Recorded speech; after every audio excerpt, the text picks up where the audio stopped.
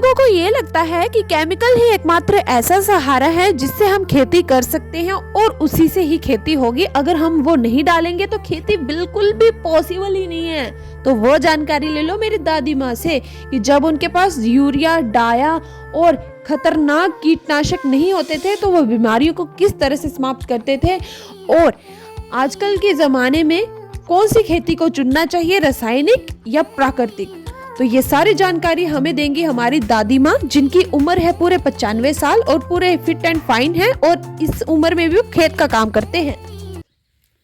सभी को मेरा प्यार भरा नमस्कार। मैं निकिता चौधरी आप सबके समक्ष प्राकृतिक खेती के बारे में कुछ कहना चाहती हूँ। जैसे कि आप सभी देख रहे होंगे कि मैं लगातार प्राकृतिक खेती से रिलेटेड काफ़ी सारी वीडियोस अपलोड कर रही हूँ, जिसमें मैंने आप सबको बताया कि प्राकृतिक खेती का आधार क्या है, जीवामृत और घन जीवामृत, जिसे मैंने बनाना भी सिखाया है और देना किस तरह से अपनी फसल में वो भी काफ़ी अच्छे तरीके से बताया है और आपको रिजल्ट्स भी बताए। खेती की तरफ रुख क्यों मोड़ा? हम भी तो पहले केमिकल खेती कर रहे थे, पर हमें ना उससे उतनी सेटिस्फेक्शन नहीं मिलती थी। कीटनाशक को ही खरीदना पड़ता था, यूरिया, डाया, पैसे अलग से खर्च, काफ़ी पैसे खर्च होते थे। उतनी तो हमारी फसल भी नहीं होती थी और जितनी होती थी उतनी खाने लायक ही होती थी, और जो डाल रहे हैं हम जहर वो खुद ही खा रहे हैं और खुद ही को ही बीमारियां लगा रहे हैं। मेन पॉइंट तो यही है। 15 साल की उम्र में ही मेरे को इतनी भयंकर बीमारी लग गई ना, मैं आपको बता दूं, डस्ट एलर्जी। जब मैंने डॉक्टर को ये चीज़ बताई तो वो काफ़ी ज़्यादा शॉक्ड हुए कि इतनी छोटी उम्र में तुम्हें अभी से इतनी भयंकर प्रॉब्लम कैसे है। तो मैं अभी सोच में पड़ गई, मुझे भी काफ़ी ज़्यादा टेंशन होगी, पर तब इतनी उम्र नहीं थी, समझ नहीं थी, कुछ खास पता नहीं चला क्या इलाज है इसका क्या नहीं। मैंने बोला चलो है तो दवाई दे दो, अब दवाई खा के हो जाएगा ठीक। तो चलो दवाई खा ली। उसके बाद जब मुझे प्राकृतिक खेती के बारे में पता चला, पूरे 2 साल पहले की बात है, जब हमें पता चला तो हमने घर में ही अपने ट्रेनिंग कैंप लगवाया और सारी जानकारी ली और तभी से मैंने इस खेती को शुरू कर दिया। और अब आप रिज़ल्ट देख ही रहे हो, खेती भी काफ़ी अच्छी हो रही है, बढ़िया तरीके से हो रही है। इससे भी काफ़ी सारे लोग होंगे जो कि कहते हैं कि नहीं, यूरिया और डाया के बिना तो खेती हो ही नहीं सकती। उनकी फसल को कोई बीमारी होती है तब भी वो यूरिया डाल देते हैं, कुछ ग्रोथ नहीं हो रही तब भी वो यूरिया डाल देते हैं। मतलब कोई भी बीमारी है ना तो बस यूरिया डालना है, उनका मेन मकसद यही है। तो मैं आपको बता दूं कि आप बहुत ही बड़ी समस्या में जाने वाले हो। आपको भी बहुत भयंकर रिजल्ट आपको मिल रहे हैं, पर आप फिर भी उसको अनदेखा कर रहे हो और कह रहे हो कि नहीं, ये तो हमारी बीमारी है जो हमें पता नहीं कहाँ से उड़ के लग गई है, तो चलो दवाई खा लेते हैं और हो जाएगी ठीक। पर नहीं, वो ठीक नहीं होने वाली, वो हमें लेकर डूबेगी और जितना भी आप कर रहे हो ना, ये सारा उसे डुबा ही देगी। तो प्राकृतिक खेती ही उसका एकमात्र समाधान है। जैसे कि आप सुन रहे होंगे, तीसरे दिन किसी न किसी को हार्ट अटैक हो रहा है, और मैं खुद की बात करूँ तो 2 मिनट के बाद मुझे क्या होने वाला है कि मुझे खुद को ही नहीं पता। तो जैसे कि पिछले ज़माने में तो ऐसी कोई चीज़ें होती ही नहीं थी, तो एकदम से कहाँ से आ गई ये चीज़ें? ये कोई भगवान ने भेजी है? नहीं, ये हमारे शैतान दिमाग ने ही दिए हमें। हमने ही ऐसी ऐसी चीज़ों को अपनी फसलों में डालना शुरू कर दिया जिसकी हमारी फसल को ज़रूरत ही नहीं होती, फिर वो उल्टा रिएक्ट करके हमें इतनी सारी भयंकर बीमारियाँ दे रहे हैं। इंसानों का तो हाल छोड़ो, आजकल तो भूमि को भी, जो पंजाब साइड एक ज़मीन है जिसको कैंसर हो गया है, अगर उस ज़मीन में कोई जाएगा तो उसे भी हो जाएगा और मतलब मर जाएगा वो। इतनी सारी भयंकर चीज़ें हो रही हैं। ये तो चलो मेरी मन की बात होगी ना, तो मैं अपनी आज हमारे यहाँ पर हमारे पूर्वज भी है, मेरी दादी जी, वो भी आपको बताएंगे कि वो खेती किस तरह से करते थे और जब वो खेती करते थे क्या केमिकल होते थे। क्योंकि आप सबका यही मानना है कि रसायन ही एकमात्र सहारा है खेती करने का। तो मैं आपको ये बता रही हूँ कि प्राकृतिक खेती ऐसी चीज़ है जिससे आप खुद अपनी हेल्थ सुधार सकते हो, आने वाले बच्चों की भी और पर्यावरण को भी। मतलब हर एक चीज़ परफेक्ट हो सकती है किसकी मदद से? प्राकृतिक खेती की मदद से। जैसे कि मैंने आप सबको बताया कि आज हम मिलाएंगे आपको अपनी दादी माँ से, जो कि हमें बताएंगे कि वो पहले ज़माने में किस तरह से खेती करते थे। 45 ईयर्स एज है उनकी। तो अब देखो वो कर क्या रहे हैं। ये देखो, ये हमारी दादी माँ है जो कि आज कर रही हैं खेतों का काम। वैसे रोज ही करते हैं ये, और ये अपनी खुशी से करते हैं क्योंकि ये है पूरे फिट एंड फाइन। वो कैसे? ये सारी जानकारी हम वही जानकारी लेने वाले अपनी दादी माँ से। तो ये है हमारी दादी माँ जिनकी एज पूरी 95 ईयर है। तीसरी बार बोलने जा रही हूँ ये चीज़ मैं आपको। और ये अभी भी मैं इनको कह रही थी कि आपने हमें बताना है कि खेती किस तरह से करते हैं, तो 2 मिनट बैठ जाओ। अभी भी ये कह रहे थे कि नहीं मैं नहीं बैठना, मैं काम करना। तो अभी भी इनमें इतनी ज़्यादा वो काम करने की शक्ति, और क्या कह सकते हैं भाई, इनके लिए तो कोई जवाब ही नहीं है। तो आज आप ये बताओ कि पहले आप खेती किस तरह से करते थे? पहला करते है दांदा ने बंदे है, अच्छा हल बाने ना, अच्छा पट्टी देनिया, अच्छा। 3 दफा बानी सी। 3 बार मतलब हल जोतते थे वो, और क्या करते थे? नहीं ये बताओ, ये दसो में कि जियां यूरिया पांदे होना ही, पहले क्या पांदे हैं? पहला हाँ पाते है, पहला 2-3 गोडियां दे देनिया अच्छा है, फिर जाना था वो लेना पतरा लेना, पतरा होंदा पत्ते पत्ते मतलब। आहो, फिर वो लेना तो डंगरा ठपाना राती जे। अच्छा, वो जो ये गाय मतलब जो भी जितने भी जानवर होते थे उनके नीचे डाल देते थे, फिर हाँ, फिर वो प्यागा चुकना, अच्छा वो उठा लेना फिर, ठीक आहो। है। तो फिर वो ले जाना, अच्छा, वो खेतों च पा जाना। तो उसमें क्या हो जाता था? ਉਹਦੇ ਵਿੱਚ क्या ਹੁੰਦਾ है? ਉਹਦੇ ਕੀ ਹੁੰਦਾ, ਗੁੰਤਰ ਹੁੰਦਾ ਹੈ, ਗੋਹਾ ਹੁੰਦਾ ਹੈ, अच्छा ਪੱਤੇ ਹੁੰਦੇ ਹੈ ਹਰੇ, ਇਲਮ ਹੋਣੀ ਹੈ, ਇਲਮ अच्छा अच्छा इल्मा का मैल बड़ा लगता है। अच्छा, जो एलमा पत्ते होते हैं उसको ये डालते थे अपने जानवरों के नीचे, गाय बछड़े जितने भी होते थे उन सब के नीचे वो डाल देने। फिर उनका जो गाय गुत्र, जो भी गोबर गुत्र जितना भी होता था वो सारा उन पत्तों में मिक्स हो जाता था। फिर उसके बाद उनको खेतों में रख देते थे। हाँ। फिर उससे क्या होता था? फायदे क्या क्या होते थे उसके? फायदे क्या क्या होते? फायदा क्या होंदा? हाँ, फसल खरी होनी, 2-2 3-3 गुलियां लगदी ही। वाह, अच्छा एडा मोटा टंडा होना। अच्छा अच्छा जी। अम्मा बीमारियां लग गई आजकल, हाँ। फसलें बीमारी लगी जंदी, फिर फलाने फलानियां दवाइयां पांदे, पहले पांदे ना कोई ना पांदा, बीमारी लगदी ही फसलें पहले? ना कोई बीमारी ना लगदी। ते हुण इयां लगदी है बीमारी? हुण लगी, हुण जेड़ा पा दे ना, आने के दवाई पा दे, कोई ना करा दे, स्प्रे करा दे, अच्छा तां लगा दी बीमारी, अच्छा अच्छा, है ना। हाँ जी करे बंदे को खरे दिया दे, हाँ जी हाँ जी। बंदे खरे ना, नहीं बिल्कुल भी नहीं। खुशी तो हो जाता, कोई अटैक हो जाता। हाँ जी हाँ, अज क्या होया, एदा बीपी वधी गया, हाँ एदा बीपी घटी गया, है ना। हाँ जी इ'यां होंदा ना, हाँ जी। अग्गे एह् बीमारियां कोई भी ना हो।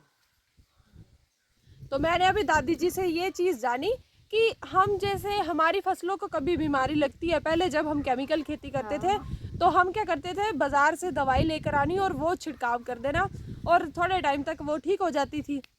तो मैंने दादी जी से ये जाना कि पुराने ज़माने में कैसे कीटनाशक होते थे या क्या चीज़ें बनाते थे आप। तो इन्होंने मुझे कहा कि पहले बीमारियां ही नहीं लगती थी, क्योंकि हम ये जो चीज़ें हैं ये देते ही नहीं थे अपनी फसलों को, तो फिर बीमारियां भी तैयार नहीं होती थी। तो ये काफ़ी अच्छी चीज़ है। और ये जो हम दवाइयाँ देते हैं, इससे दादी जी का कहना है इन्हीं से हमें इतनी भयंकर भयंकर बीमारियां हो रही हैं, heart attack, BP high low और कैंसर जैसी इतनी गंभीर बीमारियां हो रही हैं कि जिनका कोई इलाज भी नहीं है। तो इससे किस तरह से निपटा जाएगा? अच्छा ये लगी है स्प्रे ही, अच्छा, है ना। हाँ जी। तो पहले होड़े करते है। तो दादी जी का, मैंने अभी दादी जी से पूछा कि इसका समाधान क्या है अब। तो दादी जी का ये कहना है कि ये तो अब लग गई है आदत में, मतलब आदत हो गई है इसे केमिकल की, तो हमने इसे केमिकल से छुटकारा दिलाना है। तो मैं उसका समाधान लेकर आई हूँ दादी जी। तो हम आजकल कर रहे हैं प्राकृतिक खेती, आपको पता ही होगा है ना, मैं करती हूँ ना प्राकृतिक खेती। क्या क्या करती हूँ? तो स्प्रे करनी। हाँ, केड़ी स्प्रे आंदी है? मैं इन्हें सारे दसिया। हाँ, केड़ी स्प्रे कर दी मैं? गोहा घोलना, हाँ करो गुड़ पा दी, है ना। हाँ जी तो फिर वो साड़ना, हाँ तो वो साड़ी की फिर तू ता दिया नहीं। हाँ जी। अम्मा एक काम से ये कि गलत है।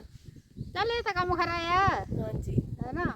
अम्मा इसी ने इस ए हमारे पर्यावरण की बचाई सकता ना, हाँ ग्राहक की बचाई सकता ना, ताकि ये करना चाहिए ना। हाँ हाँ। दीदी ने काफ़ी अच्छी इन्फॉर्मेशन हमें दी कि किस तरह से पहले खेती होती थी।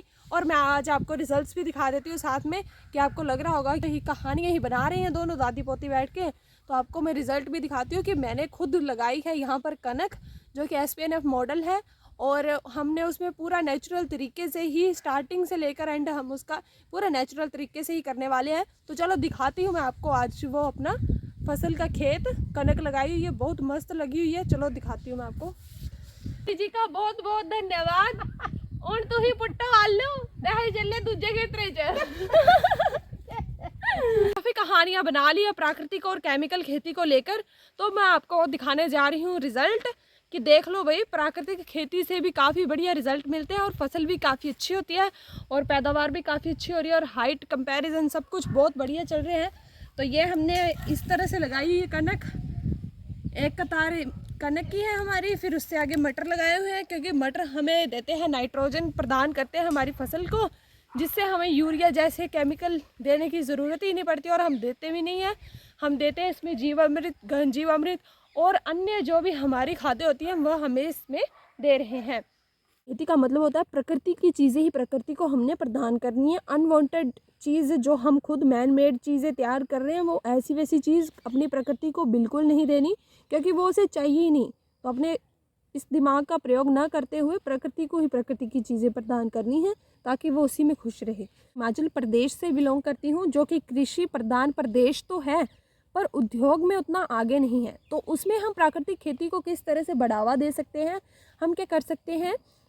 जो हमारा ये हिमाचल प्रदेश है ये पर्यटक स्थल है जिसमें काफ़ी सारे टूरिस्टर आते हैं, फॉरेन कंट्री से भी आते हैं, कई हमारे अलग अलग राज्य से लोग आते हैं जो कि यहाँ पर घूमने फिरने के लिए आते हैं। तो हम इसमें अपनी प्राकृतिक खेती को किस तरह से बढ़ावा दे सकते हैं कि हम रसायन मुक्त रेस्टोरेंट खोल सकते हैं, क्योंकि आपको पता ही है जब हम केमिकल वाली चीज़ें खाते हैं उनका वो ओरिजिनल टेस्ट बिल्कुल भी नहीं आता।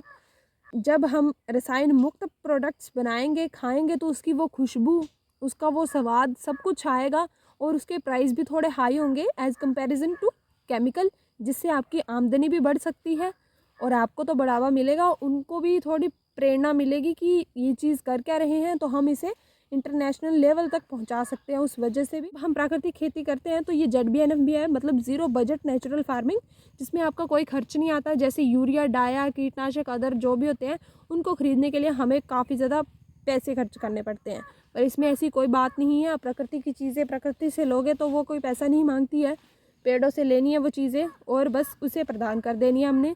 तो ये तो जीरो बजट हो गया।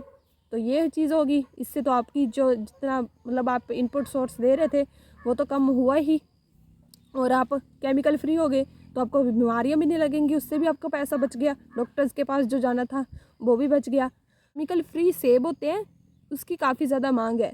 आपको एक किस्सा सुना दूँ, पिछले साल सोलन में हम 8 मार्च को गए थे महिला दिवस पर। तो वहाँ पर हर हमारे हिमाचल प्रदेश के जितने भी डिस्ट्रिक्ट हैं वहाँ की लेडीज़ आई हुई थी। तो उन्होंने हमसे जानकारी साझा की, चंबा की वो लेडी थी। तो उन्होंने बताया कि जो लोग सेब खाते हैं, सेब किसके लिए खाते हैं, बीमार मरीज है कोई, वो सेब किसके लिए खाता है कि वो अपनी हेल्थ को बढ़िया कर सके और वो जल्दी से जल्दी स्वस्थ हो जाए। तो उन्होंने हमें बताया वो सेब लगाते थे, बोलते हम इतने केमिकल डालते हैं ना उसमें, इतनी स्प्रेज करते हैं ना कि हमें वो स्प्रे हमें ही इन्फेक्टेड कर देती है और हमें ही काफ़ी ज़्यादा बीमार कर देती है। तो आप सोच सकते हो कि वो सेब उस मरीज को सही करेगा या और बीमार करेगा। तो ये पॉइंट नोट करने वाली चीज़ है। तो इंटरनेशनल लेवल पर रसायन मुक्त सेब की काफ़ी ज़्यादा डिमांड है, जिससे हम क्या कर सकते हैं, फॉरेन वाले देश का भी पैसा अपने देश में ले आकर काफ़ी अच्छी आर्थिक स्थिति को भी सुधार सकते हैं। तो ऐसे काफ़ी सारे पॉइंट्स हैं जो कि हमें प्राकृतिक खेती से काफ़ी ज़्यादा लाभ होने वाला है। अगर आप अब भी नहीं सुधरोगे तो कब सुधरोगे, इसलिए इस चीज़ में इन्वॉल्व जितना जल्दी हो सके हो जाओ। और मैंने भी काफ़ी अच्छा मॉडल तैयार कर लिया अपने प्राकृतिक खेती का। मैं एक और बात बता दूं कि जो हमारी बेसिक साइंस है वो क्या कहती है कि जो हमारे ये पौधे होते हैं ये पता कौन से भागों से मिलकर बनते हैं, 3 पॉइंट से मिलकर बनते हैं, ये जल, वायु और ये सोलर एनर्जी। तो ये कभी कोई बिल नहीं मांगती न, सोलर एनर्जी हमें सूर्य प्रदान करता है जो कि कभी बिल नहीं मांगता, मॉनसून हमें बारिश प्रदान करती है जो कि कभी बिल नहीं मांगती, और हवा तो हवा है वह भी कभी बिल नहीं मांगती। तो इससे हमारे 98.5% पौधा जो हमारा ग्रो अप होता है। तो जब ये 100 में से 98.5 ये खुद इन चीज़ों से ग्रो अप हो रहा है तो हमें बाहर से कोई चीज़ तो देने की ज़रूरत ही नहीं है। तो इसलिए रसायन को बिल्कुल बंद कर दो, इससे रासायनिक चीज़ों की बिल्कुल भी ज़रूरत ही नहीं है। हमें सिर्फ ज़रूरत है तो प्राकृतिक चीज़ों की, जिससे जो हमारे जीवाणु हैं उनमें वृद्धि हो सके और वो हमारी मिट्टी को काफ़ी बढ़िया कर सके। बस इतनी सी ज़रूरत है, इसे ही हमने पूरा करना है और कोई चीज़ हमने इसमें नहीं देनी है।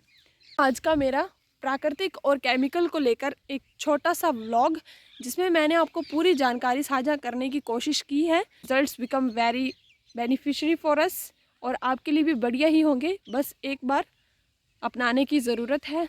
तो आप सबसे अनुरोध है कि प्राकृतिक ही चीज़ें खाएं और उनको ही अपनाएं।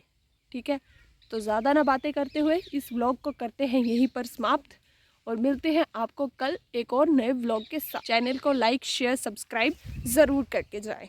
सो थैंक यू, बाय बाय, मिलते हैं आपको कल।